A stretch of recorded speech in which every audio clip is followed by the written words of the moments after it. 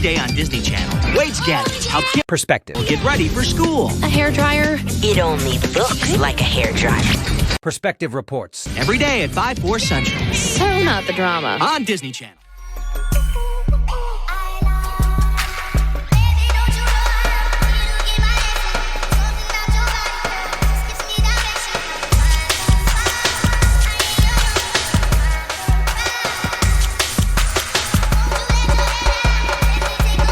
Now, let's switch up to some nostalgia in perfect podcast size. This is the backstory to Podco was the brainchild of Christy Carlson Romano, who played iconic roles like Kim Possible and Ren Stevens of Even Stevens, which were both very popular shows where I grew up.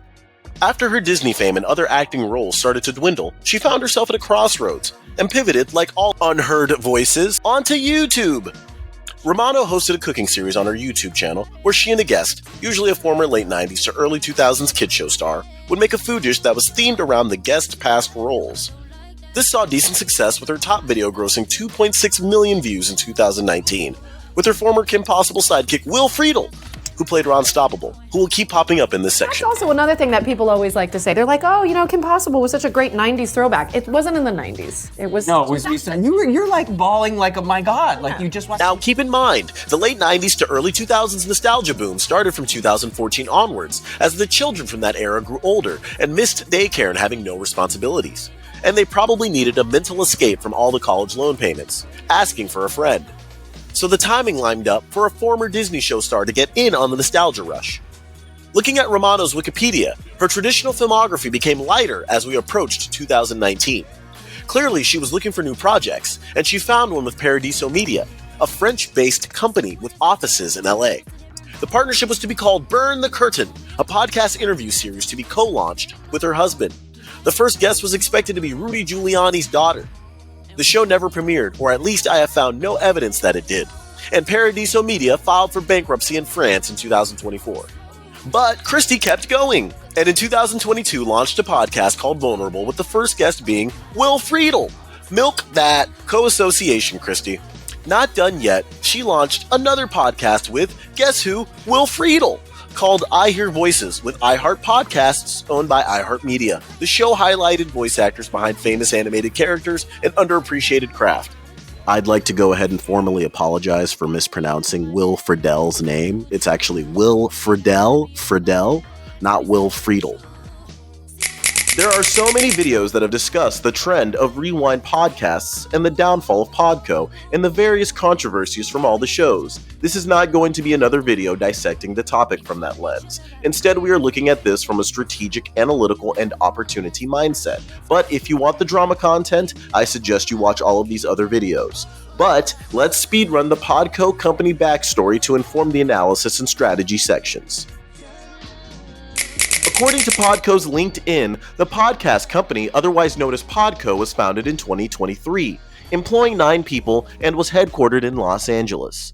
The podcast company was highlighted by the New York Times in an article about rewatch podcasts becoming a strong trend by the 2020s, with over 83 different rewatch podcasts having been published to platforms by 2025, according to this Wikipedia article that tracks them. Podcasts, as a medium, have come a long way since the first modern example was started by Adam Curry, an early digital content pioneer and late 80s MTV VJ. He launched the Daily Source Code. Podcasts have grown from personal blogs, news broadcasts, and talk shows, and have become a diverse entertainment giant of its own by the mid-2020s. How many times can I say podcasts? So many times. The audience for podcasts has increased every year, thanks to so many popular shows. The main revenue driver of podcasts is advertising, and that advertising has matched the audience growth, as advertising across the medium is set to hit $2.6 billion by 2026, according to a report from PwC.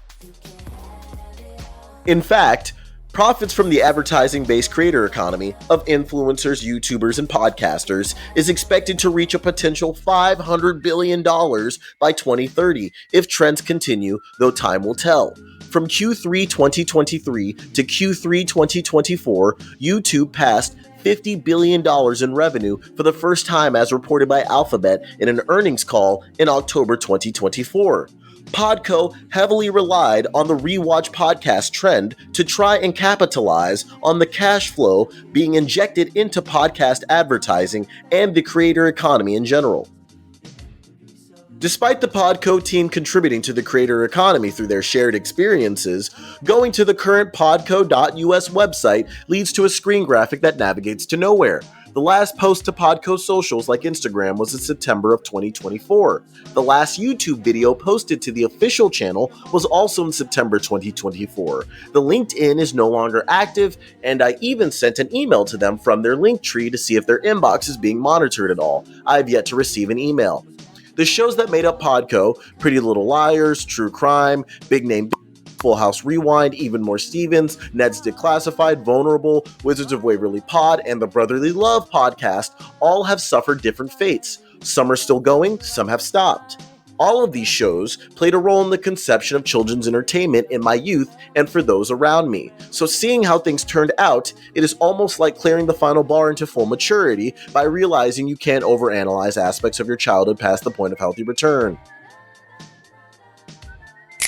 As was stated before, many of the Podco shows are still running, though now it seems in a standalone capacity, such as the Ned's Declassified podcast, Wizards of Waverly Pod, the Full House Rewind, and the Brotherly Love podcast, all having over 100,000 subscribers and followers on social media, which is very healthy for content discussing material from decades ago. However, the shows that stuck around branched out into essentially variety talk shows, with a premise based around the nostalgia factor, Hollywood from the actor's POV. As for the other shows, none have posted since September 2024, so just like Podco, clearly the runway apparently ended around that time, and so too does this stroll down memory lane. Perspective. Making waves on the new Nick Cannon Show. That's almost like river dancing. Hold up. Musical education. It's all about attitude. Put the attitude in. The Perspective Report Show. Night at 9:38. Podco, as a focus in this analysis, is just a vehicle to speak to media company startup strategy and how difficult it is, like any startup. So, while examining Podco, the nostalgia cycles, talent cycling, social media star collaborations, and cross-pollination of audiences amongst the Podco shows, and seeing that these are all things that they attempted, it comes to be that it would be a waste of time to highlight these as suggestions, so we pivot. Anyone with name recognition can take advantage of creator algorithms to get engagement and monetization, but to sustain a company of varied staff and talent, and to produce structured projects, it takes either enormous capital upfront or solid planning, including revenue generation outside of just ad revenue. Despite the name podcast company, Podco is a media company, and centering your media company on topics and IP that you don't directly own is hard. Having a unique premise and hook goes a long way in the cutthroat media landscape, where most content is the same. You can grow independently, but it takes a variety of content, like doing a game show on IG Live, panel discussions, skits, or trivia quiz content where the audience plays too. Things that incentivize engagement, and Podco did not do that consistently. There were attempts with big name bitches to do more TikTok, YouTube style challenges, but clearly there was a lack of buy-in from other cast members on a longevity content plan. Because the lack of creativity in content overall, just focusing on talk show style content, seemed due to focusing on ad space relationships rather than growing audiences outside of the people who are already exposed to the shows that Podco discusses. They should want people to say, what show are they talking about? I never watched it, but the content is fun enough for me to engage with anyway. Leveraging children's entertainment nostalgia takes a level of comfort building, and that did not happen consistently. Podco content seems centered on the personal lives of the actors after their shows ended, and that cannot sustain all the featured series. They should have been okay with pivoting to newer, younger nostalgia seekers and starting new shows and ending others once the story was told. Also, since audience preferences was clearly lacking in understanding, creating a member circle loyalty program early helps to show seriousness about gathering audience insights to know what direction to take the company. Multiple other podcast companies have found success with less controversy than Podco, such as HeadGum, founded by former College Humor writers Jake and Amir, Maximum Fun, a co-op podcast network run by creators, and Unwell, a media company and brand centered around podcasts like Call Her Daddy and Hot Mess. all found success by offering cohesion amongst their products, podcasts. They offer value-added products, merch and exclusives, and also do not rely exclusively on controversial headlines to keep interest afloat. It's the personalities that they have that keep people coming back, and the companies utilize that as the pitch to ad buyers. A nostalgia-based podcast company has so much potential to partner with conventions like NostalgiaCon, touring cities, or bringing in other rewatch podcast personalities, and even original content. The strength of Podco is to take space where the companies that own the actual IP cannot, and that is the unique and authentic audience interaction. They can speak directly to the people, wanting to financially support projects that remind them of the content that shaped them since youth. Podco's content angle should have been to be the official home of all discussion podcasts of your favorite shows, similar to how Max, the streaming giant, has pushed into complimentary podcasts to their content. Podco could have been the natural choice to outsource discussion podcasts on highly rewatched shows on behalf of media companies. Everyone's favorite topic, licensing. Licensing is a mess, but there needs to be a front-end system or app that allows for a direct way to make money on unused IP, where a minimum threshold of funding and profit share is agreed upon. That way, legal rights holders can license content to the highest bidder or reject said pitch all through software. A license hub, TM, would be where all IP is listed, and using a request and propose system for level of content commitment, something like a reboot or a syndication or putting extended clips in a YouTube video or movie or your game or recreation is assessed.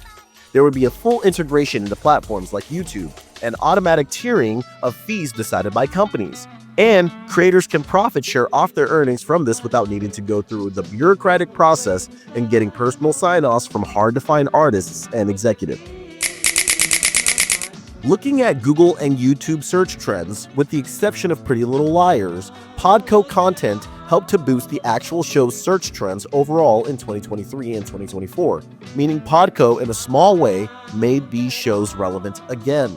Wizards of Waverly Place, a show with one of the biggest celebrity icons in existence that ended almost 12 years ago, had some trending moments again in 2023 and 2024 due to the podcast, and that is very impressive. But in the end, all the hype and buzz Podco creates essentially gets absorbed into the general reach and engagement of the main properties, not the actors or Podco. Disney and Paramount Plus, who own Nickelodeon, are the winners from listening to a podcast that makes you want to rewatch a show. Podco's rise and fall reminds me of other content creators going after bigger media ambitions, like the Try Guys starting a streaming service, or the College Humor alumni starting the Streamer Dropout, or Screen Junkies making Screen Junkies Plus, also a streaming service.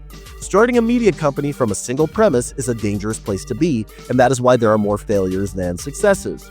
All this to say, Podco had a lot of potential. It caught a trend, it had recognizable faces and names and associations, but it did not offer any unique content, neither a unique style, neither a unique voice, and it had some wrong personality fits to keep growing certain shows. And it relied too much on nostalgia and not enough on flipping things into future original projects and plans.